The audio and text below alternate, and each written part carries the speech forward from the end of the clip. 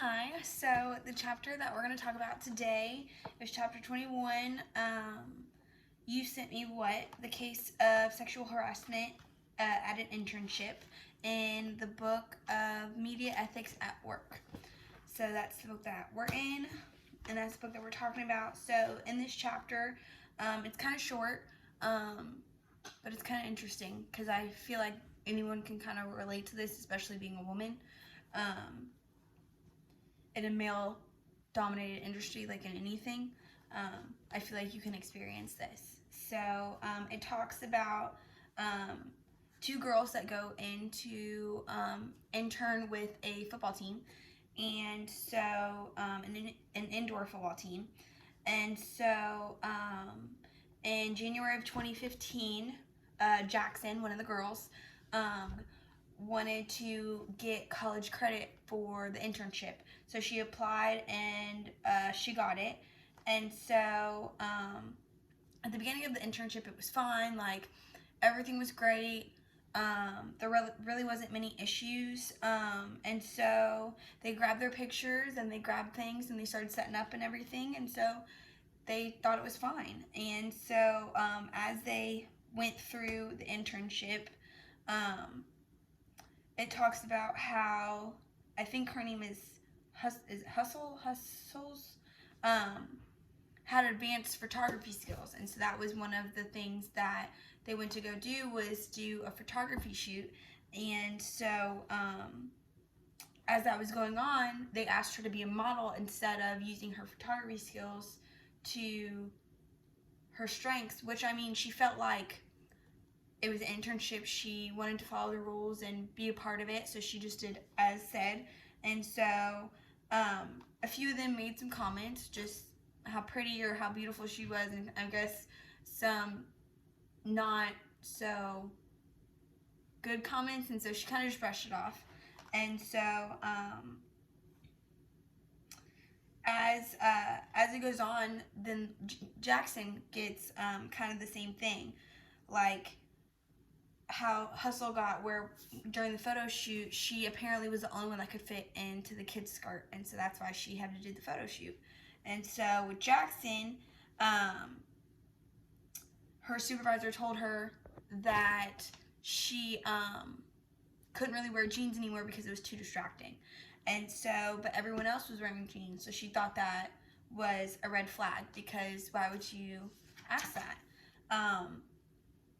And so the two women just ignored their moral judgment and values and just trusted their supervisors and just wanted the experience because they had more experience than them, and so they thought that by listening to the supervisor, they were doing the right thing. The supervisor kind of just brushed it off and said, "Oh, we don't have like, good luck trying to do that with HR because we don't have an HR." So he kind of just brushed it off and was like, it's nothing, it happens. But it doesn't, and it's kind of what the story was kind of talking about. So then it goes into the challenge of what to do. Actually, that wasn't one of the issues. That I kind of went ahead a little bit. And so that was their experience and so forth. And so she had some meetings. One of them had some meetings with one of the players in the office, just acquaintances, like they would meet here and there. And then all of a sudden on the Snapchat, she got a revealing picture of him. And so she was like, whoa, like, what do I do? Like, I didn't ask for this. I don't feel comfortable. So she went to her supervisor, and her supervisor kind of just brushed it off.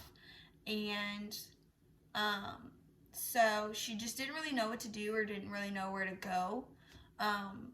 So she went to her advisor back at the college and some family and friends just to figure out where to go from there. And so she figured out some stats. And so the Association for Women in Action and Research, 54% have had experiences with workplace sexual harassment, and not all were women. 21 were men. 21% of them were men. And so Jackson wasn't surprised that women were still getting harassed, or Jackson was surprised that women were still getting harassed in the workplace, she felt like her response to the mistreatment was in the Socratic method, where you try to break down and figure out what's going on and try to figure out how to go through that situation and what's best for that situation. And so she talked to her advisor, and so she talked to some family and friends, and the advisor told her not to go back to the internship, neither one of them not to go back to the internship, and that she was going to contact the supervisor and the dean of students, which she did. She told the dean of students, and the dean of students told them that they will no longer be returning. They're leaving all their stuff, and that the advisor would be the one contacting the supervisor, because that is not a safe environment if you don't feel safe and comfortable in that environment. So that was the end result of the situation, and so I felt like she did a really good job of trying to figure out the situation, which not figure out the situation, but figure out how to best handle the situation, which as I read through the story, I felt like she did. And so I feel like in a workplace environment, I know I can relate to this, because I've gotten, oh, you're cute, or oh, whatever, and it's weird, but you kind of just move on. But I don't feel like it should be an issue in 2020, but here we are. But I really enjoyed reading the story because I could relate to it, so that was a big thing for me. But yeah, I enjoyed reading your story.